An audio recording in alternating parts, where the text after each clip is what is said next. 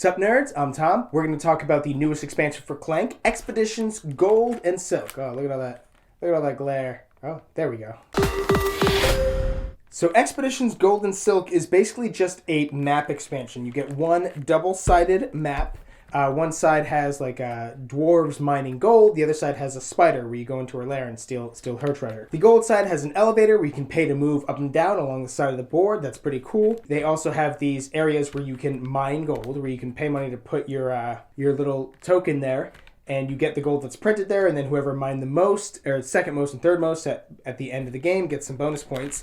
The spider's lair is a little bit more interesting to me. It has these webs that you have to spend swords to get through. It has little web tokens that can give you points in between the rooms. And it has this area up in the top corner here where you can spend 8 money, or what do you call it? Skill. You spend 8 skill to put your cube up here and claim one of these to get a secret tome and some more gold, or to heal, or to get some movement or some attack. And once someone claims it, that's it's done. You can't get any more. So it's a really small, quick expansion. I mean, so there's no new cards. It's probably the biggest difference between like this and the Mummy's Curse. And there's only one side that has each mechanic. Like in Sunken Treasure and Mummy's Curse, they both had like the same mechanics. Like I'm pretty certain curses were on the same side were on both sides of the Mummy's expansion and stuff.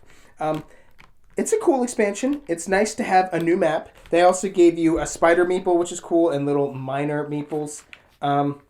Nice touch. Not necessary, but fun. I would like to have more cards, but I'm okay that it's not, because it's a little bit smaller and a little cheaper. I'm overall positive on this expansion. I enjoy it. I'm glad I've got a new map. Now the packaging. It's not a boxed expansion. It comes in this little blister pack thing. Let's talk about this for a second. I'm a big fan of Jamie Stegmaier's blog. He's the designer of Scythe. He runs Stonemaier Games. He has like a YouTube channel where he talks about some stuff, and he does a blog on his website. He was talking once in a video where he said, when he makes an expansion for a game, there are some people who, like, when he announces the expansion, there's some people who come up and ask, the very first question is, will it fit in the base box? And he seemed almost a little bit, like, disgruntled or, upset about that. He was saying, he's like, well, when you ask that, like, we'll try to put it in the main box, but that's not our main goal. Our main goal is to make a good expansion. So if it doesn't fit in the main box and you see no value in it, like, come on. Like, no, of course, there's still value in an expansion that doesn't fit in the main box. You have to keep a smaller box or somewhere else or whatever. I know that, we're all nerds, so we all care about storage solutions and things being organized and our shelf looking nice. I'm with you on that, right? But I'm also with Jamie, and we're like, to say there's no value in something that can't be stored in the main box is silly. And this can be stored in the main box. A little bit. I would have to take out the insert and stuff. It's a little bit clunky. But when you put it in a package like this, it's like you're saying, we know you're not going to keep it in this package, right?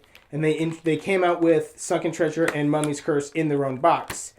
So what I'm getting at with this is, I'm all for these types of expansions. If I just had opened up Clank and I just had a bunch of different maps, right? And didn't have to think about mixing in new cards or too many new tokens, right? Sure, I would love just a nice lineup of tons of maps. But what I really think they need to do is come out with a big box for Clank.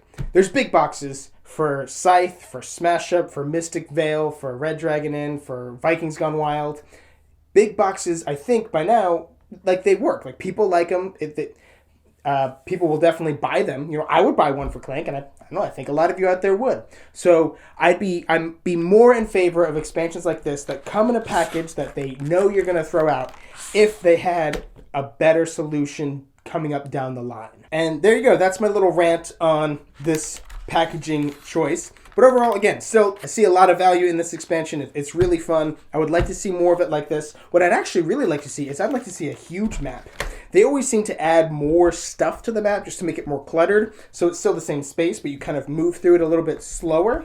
I would like to see a long map. Same width, or I don't know, they can make it whatever size. But like, it's just huge. We have to dive down real far to get stuff and then bolt out.